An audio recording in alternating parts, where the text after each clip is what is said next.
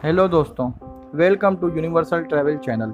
दोस्तों, आज मैं आपको इस वीडियो में यूरोपियन कंट्रीज़ के वीज़े के बारे में मुकम्मल तफसील से बताऊंगा कि कौन कौन से डॉक्यूमेंट्स और क्या क्या रिक्वायरमेंट्स हैं। तो दोस्तों, इस वीडियो को एंड तक देखिएगा ताकि मुकम्मल रहनुमाई हो सके। और जिन जिन दोस्तों ने मेरे इस चैनल को अभी तक सब्सक्राइब नहीं किया, उन दोस्तों से रिक्वेस्ट है कि मेरे चैनल को सब्सक्राइब करें और साथ में लगे बेल आइकॉन पर भी क्लिक करें ताकि आने वाली हर वीडियो का नोटिफिकेशन आपको मिल सके। तो दोस्तों, बात करते हैं यूरोपियन कंट्री शेंजन या शेंगन वीज़े के बारे में। तो दोस्तों, जैसा कि आप जानते हैं कि शेंजन में टोटल 26 कंट्रीज़ हैं। इनमें से किसी भी एक कंट्री का अगर आप वीज़ा लेते हैं तो 26 कंट्रीज़ में आप विदाउट वीज़ा ट्रैवल कर सकते हैं। तो दोस्तों, बात करते हैं शेंजन कंट्रीज़ की। दोस्तों, शेंजन कंट्रीज़ में पाकिस्तानियों को सबसे ज़्यादा वीज़े देने वाला मुल्क इटली और दूसरे नंबर पर नीदरलैंड है। तो दोस्तों, बात करते हैं नीदरलैंड या इटली के वीज़े की। दोनों के visa requirement as it is same है। दोनों कंट्रीज़ के वीज़े VFS ग्लोबल या जेरिस के थ्रू अप्लाई होंगे। इसमें सिंध और बलूचिस्तान के लोग कराची और बाकी तमाम लोग इस्लामाबाद में अपने एप्लीकेशन सबमिट करेंगे। तो दोस्तों, सबसे पहले आपने वीज़ा एप्लीकेशन फॉर्म चाहिए। Visa application form completely field और साइन होने चाहिए उस पर, यानी वीज़ा एप्लीकेशन फॉर्म में कोई भी कॉलम आपने ब्लैंक नहीं छोड़ना। उसकी आप फिल करें अपने कवायद के मुताबिक। फिर उसके बाद आप एप्लीकेंट के जहाँ पर सिग्नेचर हैं वहाँ अपने साइन करेंगे। फिर दोस्तों, आपके डॉक्यूमेंट में सबसे लाजमी जो डॉक्यूमेंट है वो है आपका पासपोर्ट। दूसरे नंबर पे आपका पासपोर्ट चाहिए जिसकी वैलिडेशन कम से कम 6 महीने की हो और उसमें कम से कम 2 ब्लैंक पेजेस हों। इसके अलावा दोस्तों, आपके पुराने जितने भी पासपोर्ट हैं तमाम पासपोर्ट उसके साथ अटैच्ड होंगे। उसके बाद आपकी 2 अदद आलिया तस्वीर जो कि 35 mm बाय 45 mm हो, यानी कि 35 mm उनकी वेट और 45 mm उनकी हाइट हो। उसके बाद दोस्तों, बारी आती है ट्रैवल इंश्योरेंस की। ट्रैवल इंश्योरेंस जो है, जितने दिन का आप वीज़ा अप्लाई कर रहे हैं, यानी जो आपका टूर जितने दिन का हो, 7 दिन, 10 दिन या 14 दिन, उस पूरे टूर के दौरान ट्रैवल इंश्योरेंस आपका वैलिड होना चाहिए और उसकी लिमिट 30,000 यूरो की हो।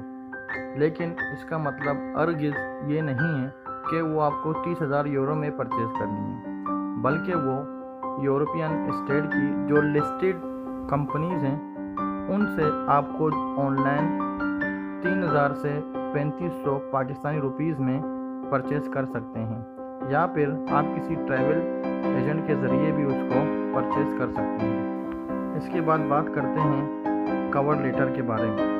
कवर लेटर वो लेटर है जिसके अंदर आपके टूर की तमाम तर तफसील आएगी, यानी आपको वीज़ा ऑफिसर को बताना है कि 7 दिन या 10 दिन में आप यूरोप जाके क्या क्या करेंगे।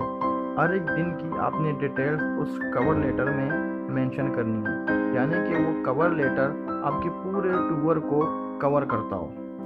इसके बाद बारी आती है प्रूफ ऑफ फंड, यानी कि बैंक स्टेटमेंट की। बैंक स्टेटमेंट आपकी कंप्लीट ट्रांजैक्शन के साथ हो और क्लोजिंग बैलेंस भी उसमें अच्छी खासी होनी चाहिए। यानी कि अगर हम बात करें कि आप फैमिली के साथ जा रहे हैं या अकेले जा रहे हैं तो पर पर्सन के हिसाब से पर डे के हवाले से 30 से 40 यूरो आपके अकाउंट में होने चाहिए पर डे के हिसाब से।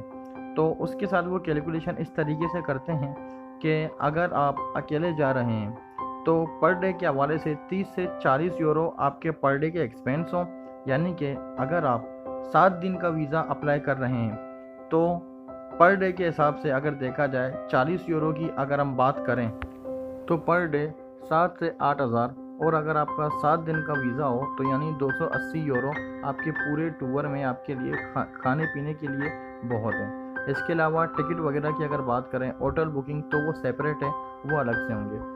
यानी कि अगर आप अकेले अप्लाई करते तो आपके अकाउंट में 5 से 7 लाख रुपए इनफ है।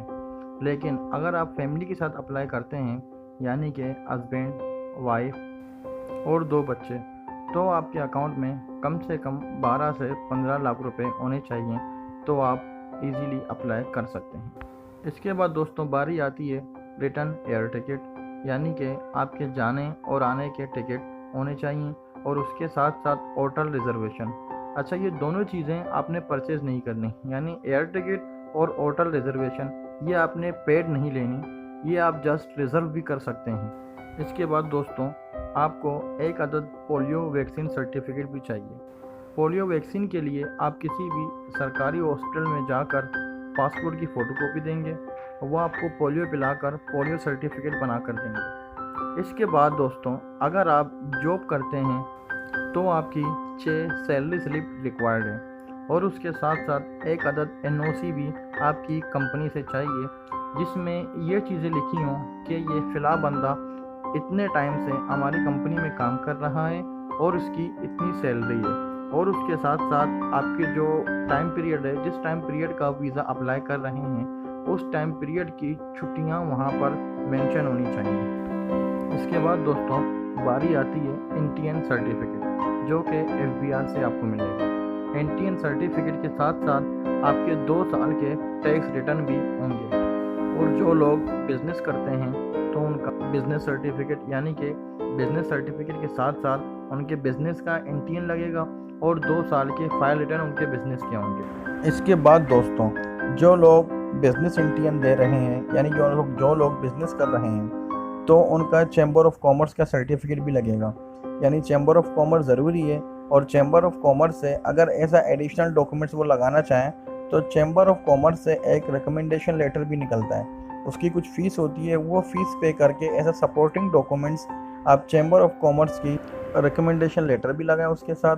और उसके बाद अगर आपके पास कोई प्रॉपर्टी है और वो वैल्यूएबल प्रॉपर्टी है, अगर वैल्यूएबल कोई प्रॉपर्टी है आपकी, तो वो प्रॉपर्टी के डॉक्यूमेंट्स भी उसके साथ अटैच करें फाइल के साथ। उसकी ज़रूरत तो नहीं है, लेकिन एज आ एडिशनल डॉक्यूमेंट्स वो लग सकते हैं। उसके ज़रिए आपके पाकिस्तान में टाइस स्ट्रॉन्ग नज़र आएंगे कि पाकिस्तान के साथ आपके स्ट्रॉन्ग टाइस हैं, यहाँ पर आपकी जॉब है, आपका बिज़नेस है और आपकी प्रॉपर्टीज़ हैं।